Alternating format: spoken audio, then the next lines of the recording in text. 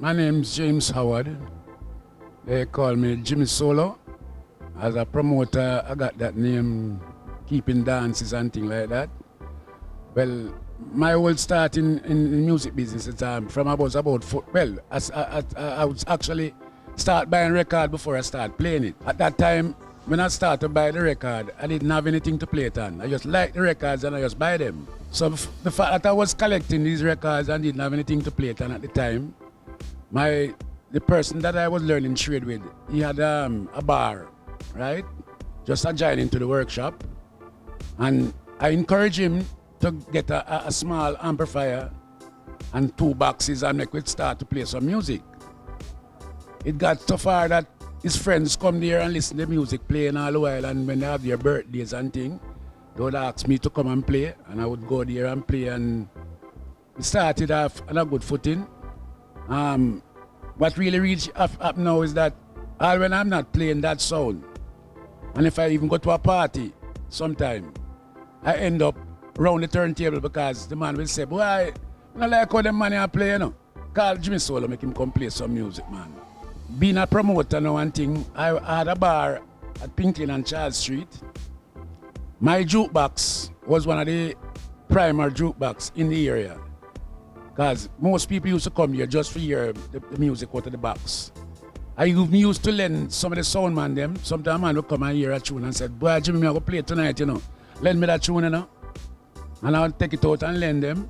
And then what really happened now is that when a man come to the bar, even though it's his money, I'm going to put in the jukebox. Him don't want to do the selection and put in the jukebox money and say, select some music, there, man. So every time I get caught up, I have to be doing the selection, you know what I mean? So it went on now that I kind of ease off a little, just still doing my work and thing.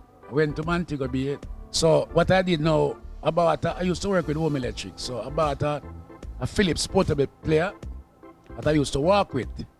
And probably about 2 or 3 LP with me. I didn't work with 45, I just work with LP because, you know, it's limited. So what I do now is that when I'm in Montego Bay, I use it. When I'm going out, when I come to town, I have it with me. So anywhere we go, we put it down and we play music same way. It happened now that I opened, the Jazz Hut was there before. But the person who started Jazz Hut, he was living in America. And he left and went back to America, and he rented it out to a man, one of my friends named Roddy. So when I decided to come back to Kingston now to work, I decided that I go and take Jazz Hut and run it on my own. But I didn't just do it by myself. I had 4 other brethren. It was named Clans Jazz Hut. That's at 9 Rose Lane, right? And that's where now I started to do weekly sessions, Fridays, Saturdays, and Sundays. But what I used to do, I don't just use the sound that I used to have down there, which is the Shanghai. The fact that them realized that I was a man that is out there then and dealing with the music thing, they asked me to be road manager for the sound, right? But what I did now, I didn't really concentrate on my sound only. Every week, I would feature a different sound, right?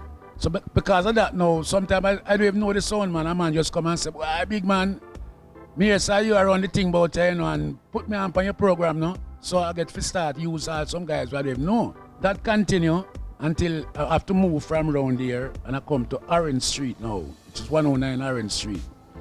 That is when now I take over the sound now as owner, because the guys them decide to show them can't bother with it. So I say, well, all right, I will deal with it. So I just buy out equipments and start to put in new equipments and thing. And that's when Dennis kind of joined me too, because he was going to school at the time anyway. But he used to come in and get him like a spin, and we start to keep, and most of the dance now, I involve myself with other sounds, right? So I play with a lot of sounds. I didn't want it to look like, say, well, it's me alone know about music, you know, and I want to get other feel from other musicians, sound man. So I used to bring them in. Every week we have 3 different sounds, sometimes 2 sound play at one time though, you know.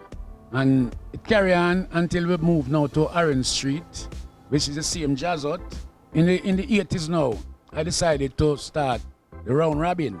Like everybody go there and spend $2,000 And when it's your night, them come and spend too. But them used to drink out the whole of the money. Now I decided say I wouldn't do it that way because normally at that time I was a partner banker. So I believe in savings. So I said, well, all right, you what we're going to do? We're going to split the money down the middle. We drink a portion and we save a portion. Everybody glad for that, you know. So them say, all right. The first start, it was about 15 people. And the second jump was 42. And it jumped from 42. So, but what really happened, I used to get sponsors because each time I try to do it, I try to get the Red Stripe to get them to sponsor me. So the people them didn't have to pay for my sound. Over the years, I've been keeping, and I said, no, sir, it's kind of get away older now, I can't bother with the run up and down. So I did kind of ease off it. Now that everybody is keeping and everybody is down and me now tell me, say, boy, start back your thing now because we like how your thing used to run, but still not really interested right now. So I just go and do my little thing. So me there so now and me do upstairs, up on the roof here, I use it to promote sometime. But since it's COVID-19 coming now, I don't really keep anything. Away from that, I just in the music same way. Did you enjoy our video? Subscribe to our YouTube channel and click the bell for notifications. Like, comment, share.